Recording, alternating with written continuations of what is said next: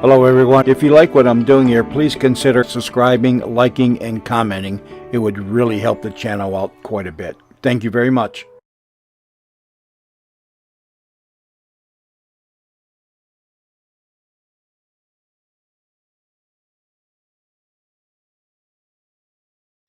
American Novels.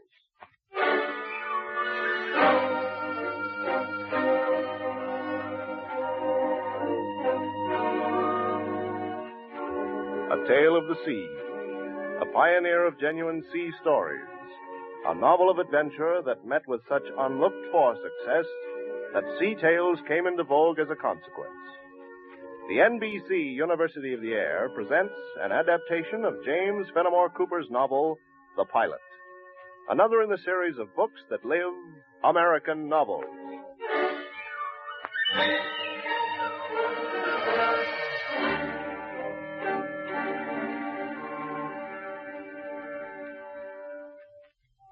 It is soon after the events of the American Revolution have involved the kingdoms of France and Spain and the Republic of Holland in our quarrel. Round a point of land that forms one of the sides of a little bay on the northeastern coast of England, an American frigate and schooner ease their way to a point of anchor amid the sandbars and sunken rocks with which the coast abounds. From the schooner, a small boat conveys its commander to the side of the frigate, and when he climbs to her deck, he is greeted by the young first officer of the heavily armed vessel. Well, Captain Barnstable, in answering our hail to come aboard the frigate, you are prompt as usual. Tell me, Mr. Griffith, what kind of game is this we're playing? Is the old man mad? Does he think the bottoms of the schooner Ariel and this frigate are made of iron and that a rock can't knock a hole in them?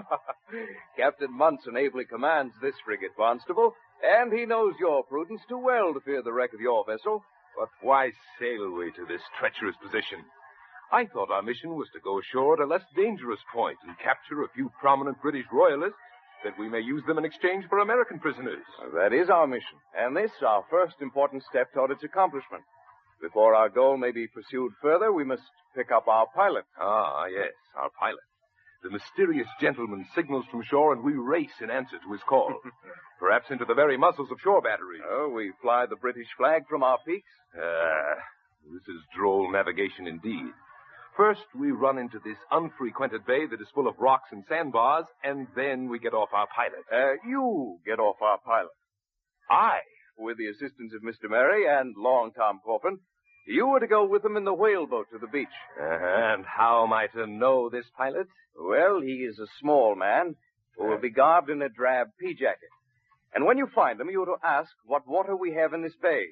If in his reply he speaks the word confidence, he is our pilot. It's a child's game I'm to play, Griffith, a game of cat and mouse. Then play it well, Barnstable, lest ye be the mouse. Long Tom Coffin, Mr. Murray, make ready the whaleboat.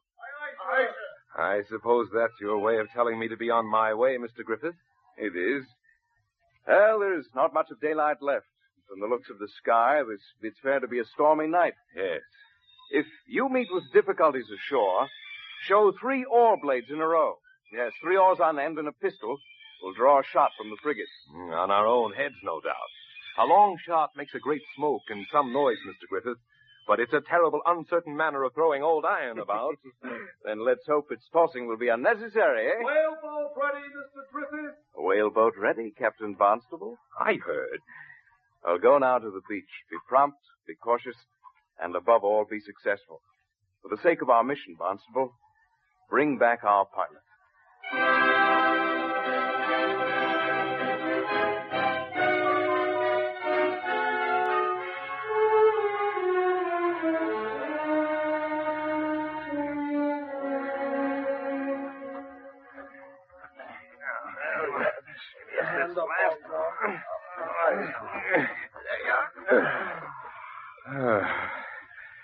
Beach, he called this. Hear me, Mr. Murray, Long Tom. Beach, Mr. Griffith called this perpendicular mountain of rock and sand and brush. A bad place to be should we happen to fall in with enemies. It is that indeed, Mr. Coffin. Where are we to find this pilot, sir? The answer to that is as little known to me as to you, Mr. Murray. And so the answer to the question of whether or not the unknown man will betray us. The pilot has the confidence of Captain Munson. Oh, has he now, Mr. Neri? What a pleasant thing for the pilot. Look, someone comes this way. And he's small. But I should hardly call that wrapping a pea jacket. Stand you here, men, while I go ahead.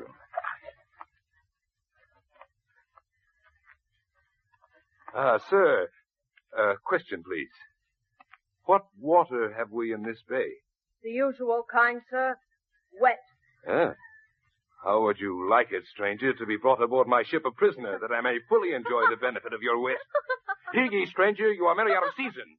I'll not be laughed at by a stripling who has not the strength to carry a beard if he had one. Oh, Barnstable, dear Barnstable. Would you harm me? My ears deceive me. Or turn into the light. Catherine. Catherine Plowden. The very same Catherine Plowden you last saw in Carolina. Only 12 long, long months older. Catherine, I knew you were somewhere in England. And, well, you should. For it was you who drove us here, my cousin Cecilia and I, with the dread of becoming uncle to those he calls rebels and traitors, that prompted Colonel Howard to flee from Carolina with us, his nieces. And that other loyal subject of the throne, young Christopher Dillon? We're all at St. Ruth's Abbey. So close to here? Yes. How amazing this is, Catherine. Of all the places in England where orders may have directed me, I come to this tiny bit of its shores in search of our pilot and find you. Oh, but it was I who found you, Barnstable. And mine have not been the only eyes to sight the frigate and the Ariel. Your danger is great. Ah, but well worth the running for this precious moment, darling. But more precious moments are the moments that some time hence, when Cecilia and I are rescued from the loneliness of St. Ruth's, we... Shh! Barnstable? Hold, Catherine. A stroller walks this way. A short man in a drab pea jacket.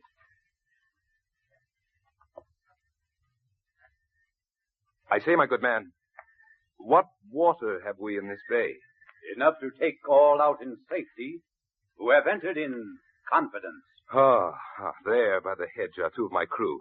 They will take you to the whaleboat where I will join you in a moment or two. I believe I can prevail on another hand to go off with us. Time matters more now than any number of hands. The consequences of delay must fall on those who cause it. I will meet the consequences with those who have a right to inquire into my conduct, sir. My men await you. Huh.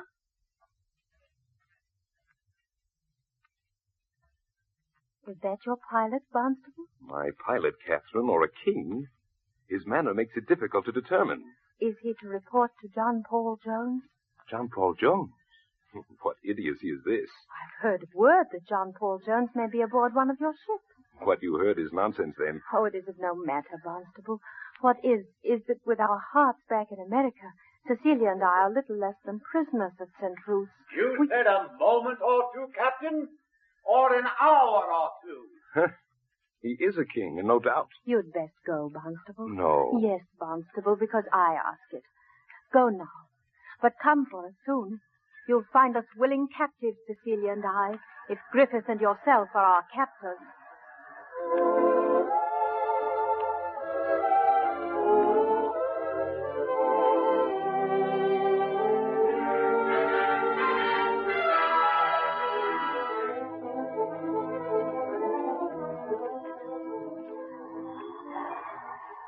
And you'll never believe what occurred on that shore, Mr. Griffith.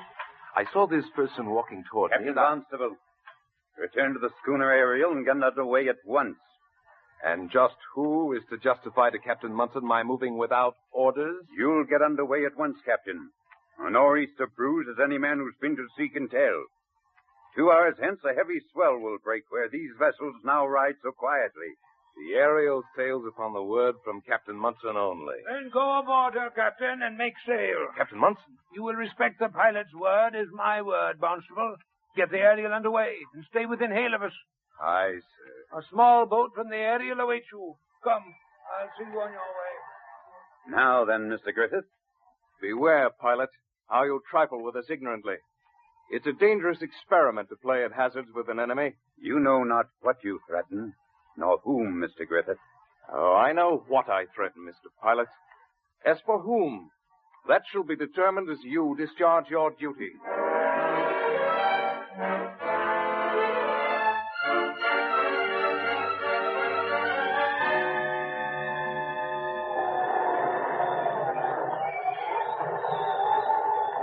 All canvas is furled, but the three topsails, Mr. Pilot, and we appear to hold our course well. About here, we're getting into the real danger. We must hold this channel or run aground, Captain Munson. Order the lead line out, Mr. Griffith, and get me the right water. Heave away that lead line, Mr. Coffin. And call a good depth, Long Tom. 8 or 10. 7 is well enough. But now is the time to watch her closely. Again, Long Tom. Heave away that lead. 5.5 fathoms. She'll run aground. If the next is a lower call, give the order to tack immediately, Mr. Griffith. Helm to leeward. Hard. Breakers, dead ahead! If she responds to a helm, we'll clear. Breakers, dead ahead! We must be in the bight of the shoal. She won't respond now, but lose her way. We'll be scraping bottom in a moment. An anchor might hold her, Mr. Griffith. An anchor might, Captain Munson. Cleared away the bow anchor! No! Hold on, you men! Radio station! Who is it that dares countermand my orders? He is our pilot, Mr. Griffith. Then all is lost indeed. Hold fast the helm! Bring up the head yards against the wind! Mr. Corbin, heave your lead as we swing around and give me the right water. Hold fast the helm there, I say! Fast! She shows, Mr. Pilot. Helm to the windward now. Hard. Lap, fella. Lap, you broadside to the sea. Now, you seamen, gather both jib and mainsail. Oh, that canvas in such a tempest.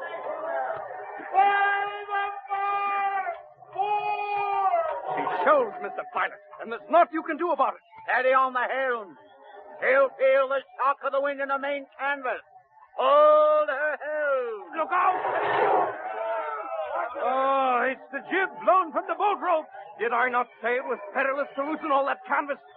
The anchor, Mr. Pilot. It's our only chance. Mr. Coffin, are you sleeping? Let me hear you. The anchor, the anchor! Wear away the yard. In mainsail.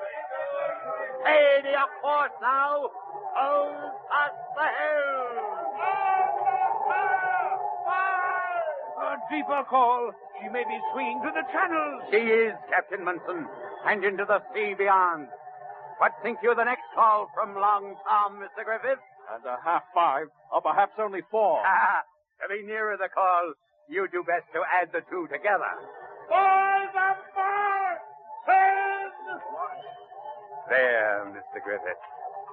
We are in safety now. 15! Silence, Mr. Coffin. You've established the worth of our pilots. The deeper you call now, only the deeper my chagrin.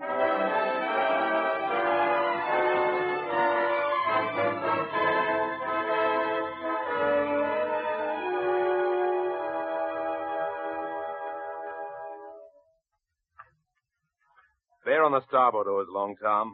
We head for the small inlet off the port bow. Aye, sir. The new twilight thickens, Captain Barnstable. As does the plot, Mr. Griffith. Aye. When we touch the enemy shore, we go off on the way to fulfill our part of the major mission, the obtaining of several individuals of character from the enemy. At the meeting aboard the Ariel a while ago, the pilot leaned kindly to your suggestion that we two be assigned the task of capturing Colonel Howard and his unworthy associate, Christopher Dillon. Why not? They make likely prey, do they not? Both are loyal subjects to the throne. Tell me, how did you know they were at St. Ruth's Abbey? Catherine Fountain told me. What? Catherine? I had no opportunity to tell you before, but I saw Where did you see her? When? last evening atop that cliff you call the beach. Truthfully, Barnstable, you saw her? Was she alone? You mean was Cecilia with her, I suppose? Yes. No, she wasn't, Griffith. But she is now, no doubt, or close by, for both are at St. Ruth's. Hold those oars, men. Oh, I have lived in hopes that some lucky chance might throw Cecilia in my way. Well, we touched the enemy shore, Barnstable. Then let us be on our way, Griffith. And pray that we may touch the friendly deck of the Ariel once more this night.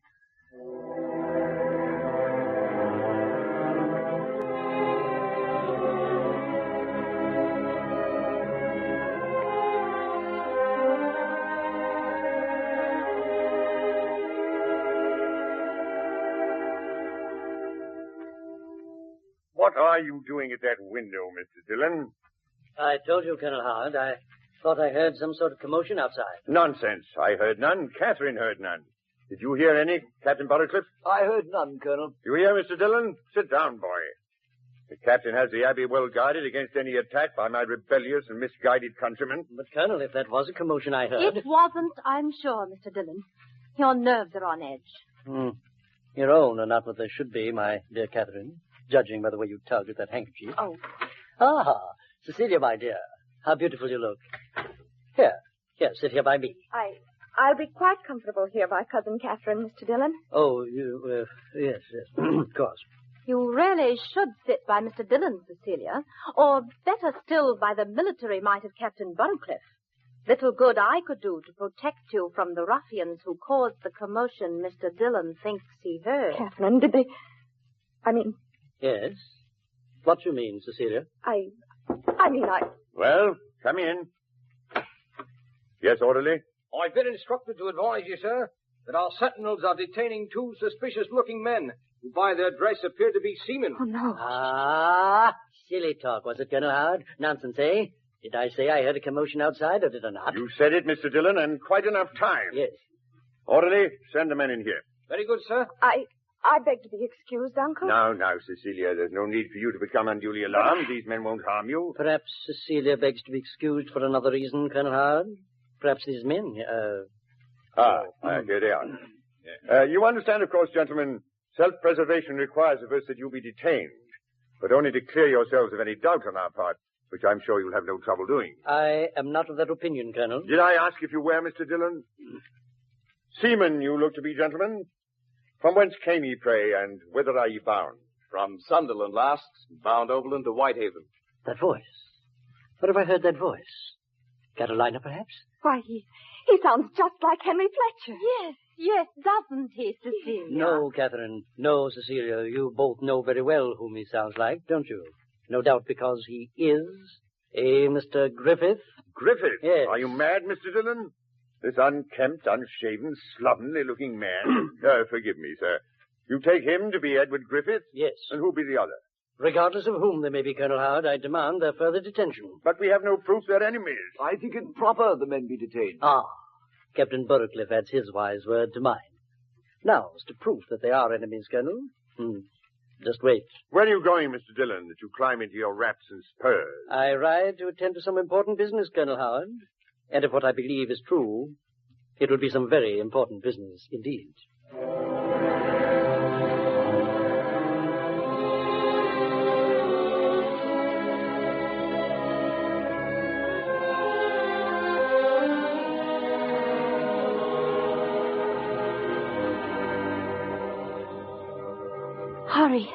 Hurry, Cecilia, hurry. If I hurry more, Catherine, the breeze will blow out the candle.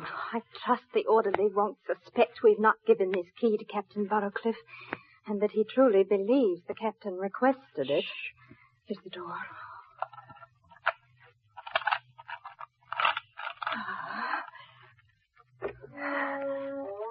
Griffith. Cecilia, is that you? Oh, yes. Oh, my darling. After all these lonesome months since Carolina. Where's my Barnstable? Catherine. Oh, there you are. Gallant gentleman who calls to release me from within these walls and instead becomes entrapped within them himself. Well, Listen. Aye, that is Mr. Christopher Dillon attending to his important business. He was certain of my identity and knew a ship of ours must be near at hand. I think, Griffith, you hear the guns of the cutter Alacrity. Cutter? Yes, Mr. Dillon ordered it to this vicinity at the first report of American vessels sailing off our shores.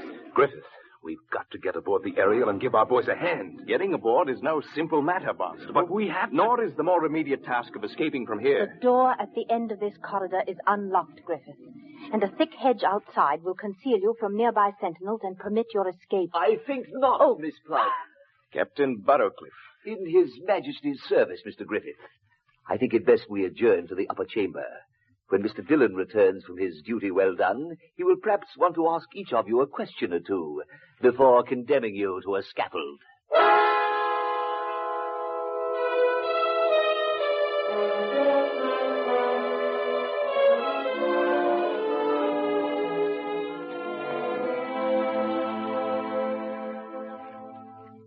Yes, Mr. Dillon, you were right. This gentleman is the rebel Griffith. And that one's the traitor Barnstable, as I also suspected. And both in disguise, Mr. Dillon. I suppose you scoundrels know what that means, Griffith? This being war in which we're engaged. We are well aware, Captain Burrowcliffe. Mr. Dillon. Yes? Tell again the story of how the Alacrity saw to a task. Repeat in detail how the Ariel now comes to lie at the bottom of the sea. As a matter of fact. I enjoy watching the expressions of anguish which come to the faces of our doomed prisoners. And I, Captain. Well, to begin with... No, you don't, Mr. Griffith. Don't move another inch toward that door. I would dismiss the thought of escape from the Abbey if I were you. At the sound of this little whistle in my hand, 20 armed men would enter this room at once. Do I make myself clear, gentlemen? And now then, Mr. Dillon. Yes. Do you wish to continue the tale of the Alacrity's victory and the Ariel's defeat, or shall I... Down with your arms, you islanders. Oh? Yield yourself to the power of the 13 republics. Why, it's our pilot. Yes. And who is this man you call pilot? A Samson? That his single arm can change the face of things so suddenly? Down with your own weapon, masquerader, or at the report of this pistol, your very body shall be made a target for another 20 bullets. And thine for 100, Captain. Without there. Enter. And let this confident gentleman feel his weakness. It's the crew of our frigate. By what authority, sir, is it that you dare thus to invade the castle of a subject of this realm? I bear no authority from any quarter, but rank only an humble follower of the Friends of America. Having permitted Mr. Griffith and Captain Barnstable to enter into danger, I have thought it my duty to see them extricated. Mr. Dillon. Yes. Did you not tell us that after the Ariel went down, the victorious Alacrity guarded these shores? Well... She did that, Captain. Right up to the moment our men boarded her and relieved her of that duty. We've lost the Alacrity? And we the Ariel. So I think it time now we brought the unhappy tidings of this day to a quick close. The dwellers of St. Ruth's will be escorted aboard the frigate at once, and our bow will be turned toward friendlier shores.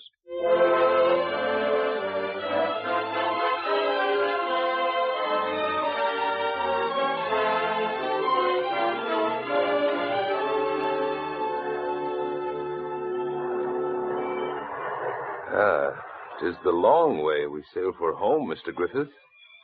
The rising sun shows our bow pointed to the Holland coast. We drop our pilot there and then head for home, Barnstable. Oh. Strange vessel off the port stern. Ah, look there, Mr. Griffith. She's an enemy, and no doubt. Aye. Coming on like a racehorse. Let the racehorse beware he does not stumble over the cannon shot, with which our men await the word to greet them.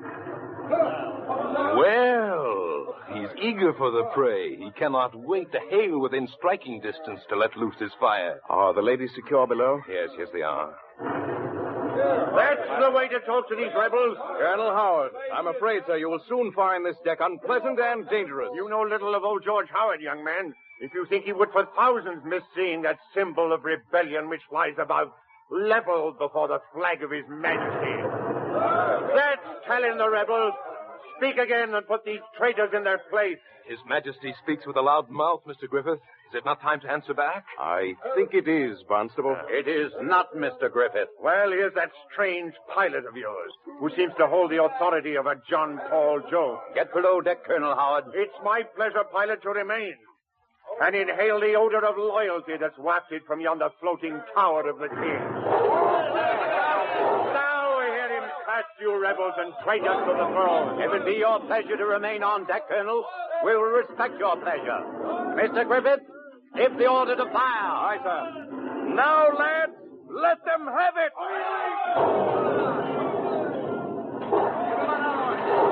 See what happens, you rebels. Submit to the clemency of the crown and yield to the royal mercy. Spread our sails to close in, Mr. Griffith. Let's fall. Out with your booms. Hoist away of everything. We'll be broadside to them in a moment, Mr. Griffith. And a scatter of grape shot should unreeve their rigging. Unreeve their rigging, you say? Ha!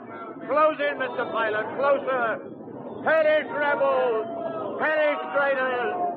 Answer to the severe judgment of His Majesty. Colonel Howard is down. To your duty, Mr. Griffith. Give them some grape shot, lads. Sprinkle them fair and drive them from the yard. We're closing, lads, to take her.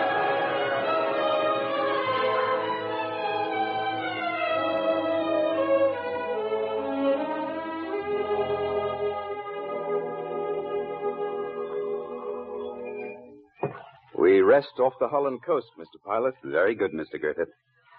The claws of that enemy lion were sharp and true before we trimmed them for him, eh? Aye, sir. But more damage he did to his own cause than ours. For his own blow felled a very strong friend in Colonel Howard, and his mere presence brought about the loss of another. Christopher Dillon was a fool to attempt to escape by swimming to the enemy vessel under that terrible crossfire. Whaleboat ready, Mr. Griffith. Well, 'tis the time for parting, sir. I extend my hand to a faithful pilot and a very great seaman. I accept your hand most graciously, Mr. Griffith. At times we did not see eye to eye. But though we traveled different roads, we headed toward the same destination. I truly regret this separation demanded by duty. But you will be quite content, I'm sure, in the company of another. One far more charming and personable than I. Farewell, sir. Farewell, sir.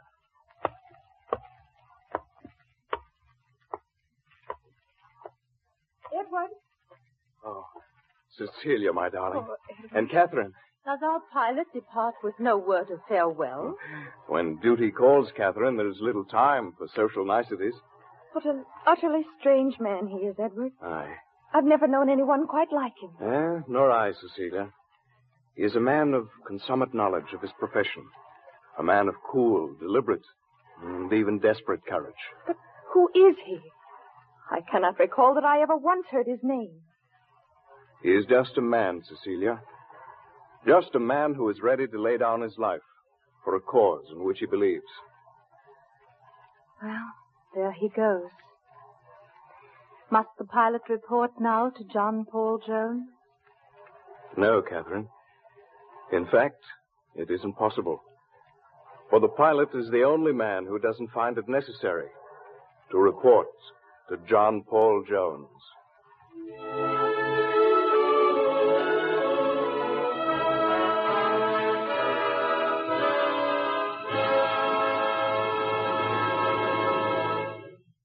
The Pilot by James Fenimore Cooper is one of the best of America's novels, brought to you each week by the NBC University of the Air. Next week, American Novels will present that famous tale of the Old West, The Luck of Roaring Camp by Bret Harte. We hope you'll be listening, and that you'll pay a visit to your local public library very soon. You'll find there countless hours of entertainment for the asking. Many American novels in the 1947 summer series are included in the useful handbook of the world's great novels, which you may obtain by sending 25 cents to World's Great Novels, Post Office Box 30, Station J, New York 27, New York. That's Post Office Box 30, Station J, New York 27.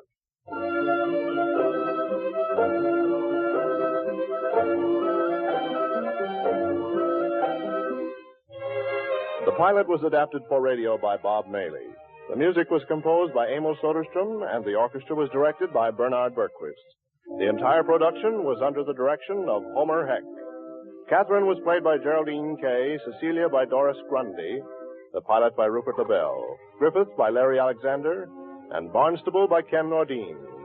Others were John Barclay, Don Gallagher, Sherman Marks, Charles Mountain, Arthur Peterson, and Duke Watson. This is John Conrad. This program came to you from Chicago and has been a presentation of the National Broadcasting Company and its affiliated independent stations.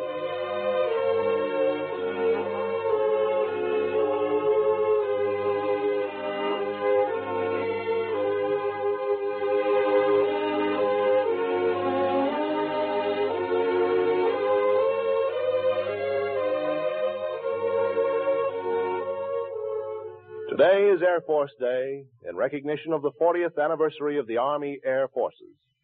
We wish to honor the men living and dead who have served their country in the air and who are a constant reminder that air power is peace power. This is NBC, the National Broadcasting Company.